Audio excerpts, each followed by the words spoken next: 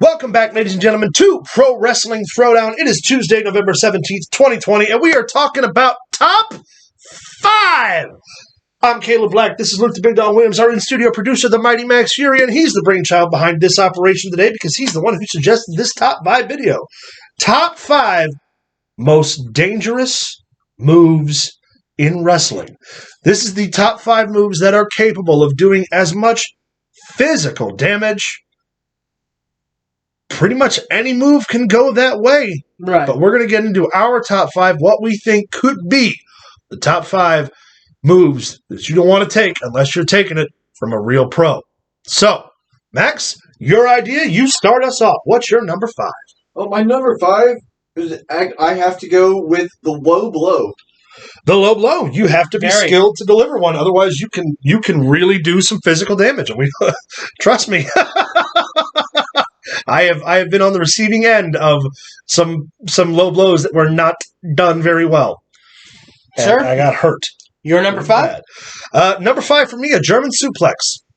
You don't take a German suplex from someone who knows how to do it. And that's how I tore my rotator cuff. Christopher Jade hoisted me into a German suplex without giving me time to properly position myself, and it tore my cuff and really damaged up my shoulder really, really badly. So a German suplex, you can get dropped on your head, get dropped on your neck, get dropped in the wrong place of the ring. You got to be a professional to take one. You got to know how to take it safely. I'm going to go with my number 5, and that would be the standing back-to-back neck breaker. Oh, yeah. To the way Hawk used to do it on his ass. Yeah. One slip or too tight a hold of the chin, or if you're not completely even when you come down, that's a broken neck. Yeah. That's at end of game. Yep. Taking one of those, too. Very scary move. Yeah. It's a very scary move. I thought you were there when Power played. Mm-hmm. We did the reversal, and he dropped me on my neck. I thought he had me there for a minute. Yeah, I thought I was done. It's very scary. Yeah. It's got to be timed perfectly, or you can be bedridden for the rest of your life, if not dead. Yeah, Maximilian, you're number 4. I'm going to keep it simple on number 4, and I'm going to go with one that you probably, I don't know if you agree with me or not, the clothesline. Clothesline can be an improperly executed clothesline. Yeah, especially if you hit in the throat. Yeah. At a good enough swing, that could be life threatening. It's not an easy move to take by any stretch of the imagination, and it's also, it's on you to know your position, but your opponent definitely has to know where to throw it. And if you're having a match with someone that throws one just full on, full out, and doesn't wait for you to take your bump, just goes to take your head off, which it's happened to probably all of us. And I have definitely taken some clotheslines for people who were totally unqualified to throw them. Number 4 for me, a punch to the face. See, that was going to be on my list as well, because I was thinking the Big Show's. This is why. If Jerry Lawler is going to punch you in the face, you know it's going to be safe. It's going to look great, and he's not going to clobber you. If Brock Lesnar goes to punch you in the face, you're not 100% certain whether it's going to be a worked punch or if it's going to be incredibly stiff. I've had really stiff punches, and if you don't get hit in the face regularly, trust me when I tell you, it can fuck your day up. And I've been in enough fights outside of wrestling to know that. So a punch to the face, man, if you know how to work it, you better be prepared for a seat, because I will knock your dick in the dirt. Right. Man. Good old days. What's your number 4, big dog? I'm going to go with many different variations. Me and you talked about this earlier, Max. The pile driver. Yeah. The pile driver is a move that is responsible for so many injuries and pretty much every variation of it. From the tombstone to the jackknife, pile driver. The move I used to use, which was called the Rikishi driver, is still considered a pile driver. And if you don't have a grip, I know personal experience because I used to use it. If you don't have a grip the right way, there's nothing but you saving them from driving their head. We saw Stone Cold get hurt with one. We saw draws, in a variation, in a variation of a pile driver, ended his career and paralyzed him. Tombstone is a move you definitely do not, any pile driver is a move you don't take unless it's coming from someone you trust, and you certainly don't take one from someone who, if you don't know how to take it correctly. Yeah. If you're not familiar with it, it can be life threatening. I'll tell you who the safest guy that I've ever wrestled has one. Axe Allward. Yeah. Gave me one on a chair outside on the floor And, buddy, let me tell you, I wasn't worried about a damn thing. Max Allward, you're the man. Max, number 3. My number 3. I'm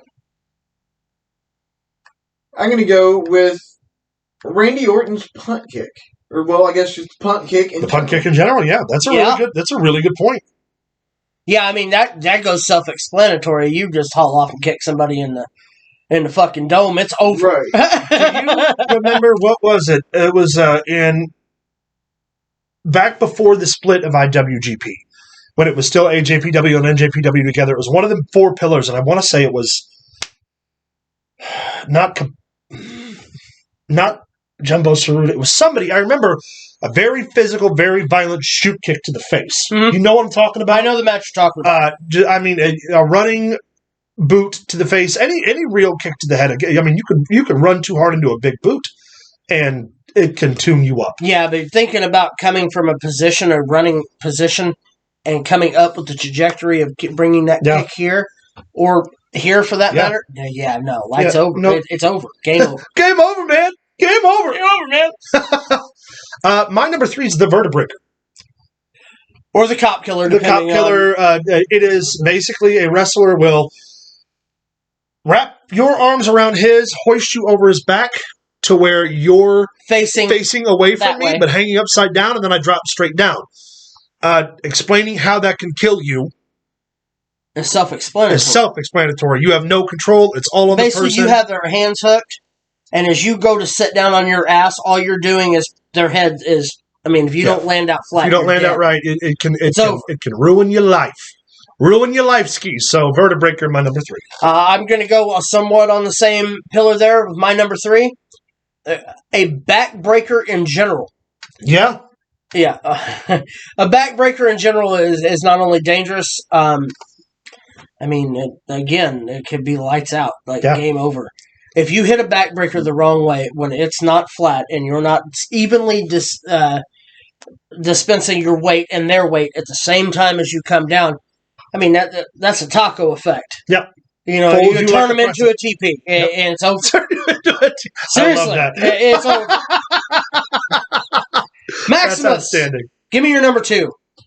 Number 2, a choke slam. And I say that because if you don't know what's coming and you're not fully prepared, it can really screw you up. And I know that because I one time got grabbed by surprise for a choke slam. I have no idea who that handsome man was that did that to you. It actually wasn't you. No, it wasn't. No, when it comes to the choke slam, yes. If you're going up for a choke slam and you get too much of a rotation, you can come down straight on the back. And it depends too, where they're guiding you. Yes, because if they're not guiding you down the right way, you don't have the control to shift your body in midair that way, and you can land hard compression on your lower back, which, as we have seen here locally, a wrestler just got hurt from taking a very simple bump to parts of their lower back. It can really fuck you up, and you got to think about your momentum and your weight coming down. It's a really good pick. Yeah, it really is. My number 2, and Max, you're very familiar with this maneuver, a power bomb. Yeah. If somebody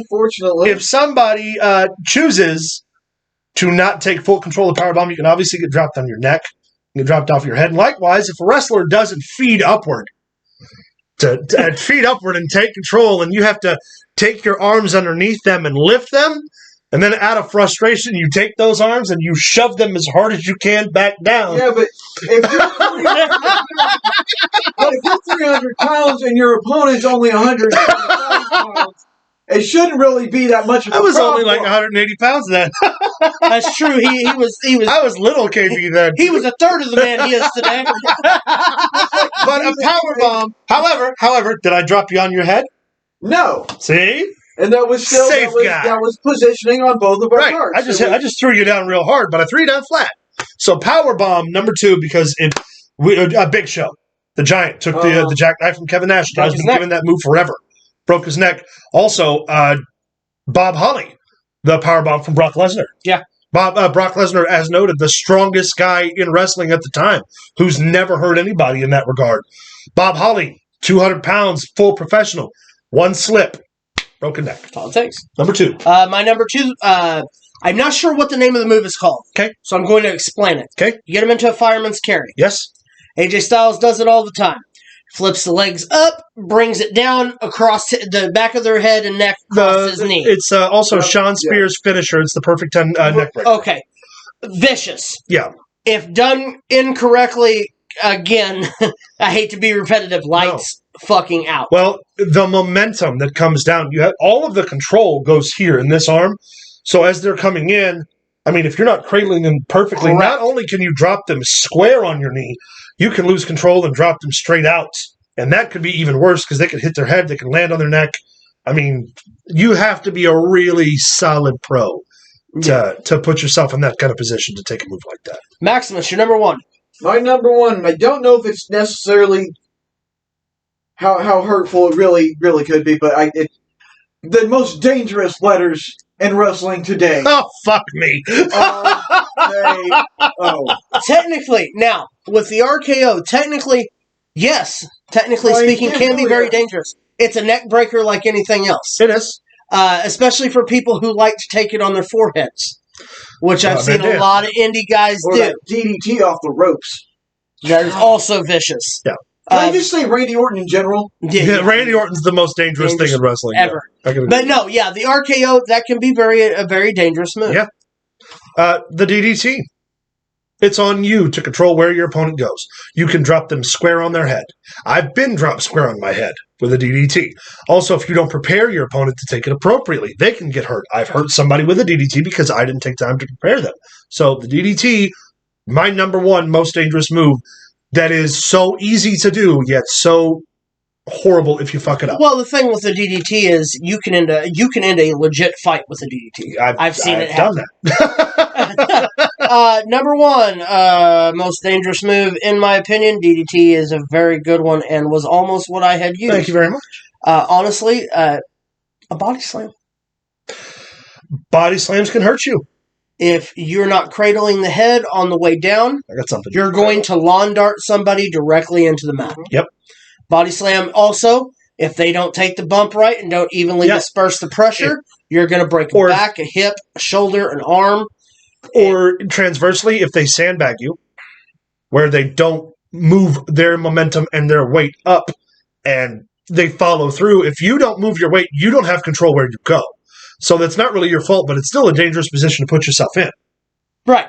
And like I said, it's not the most scary looking move, but from being on the inside looking out, knowing how things work and how mechanics of moves take place, it is a very dangerous move. Agreed. Suplex is a very dangerous move. Yeah, I mean, every move really, your opponent needs to have full control over. Unless you're trained, you shouldn't do them. Yeah. Let's make that abundantly Don't do them at your buddy's backyard where you built a wooden ring. No, do them at your other buddy's backyard. Don't do them in the backyard on a trampoline or a mattress or a hot tub topper. Oh yeah, yeah, you and me that one time. I remember that. Guys, that is our Tuesday Top 5. Stay tuned. We got another Tuesday Top 5 coming your way. Make sure to like, subscribe. Here at youtube.com/Pro Wrestling Throwdown. Find us on Facebook at facebook.com/Pro Wrestling Throwdown. Find us on Twitter at Pro Wrestling TD. Send us an email at prowrestlingthrowdown@gmail.com and find us on Twitch at Pro Wrestling Throwdown. Stay tuned for another Tuesday Top 5. That was scary. I know, right? I thought I was going to die.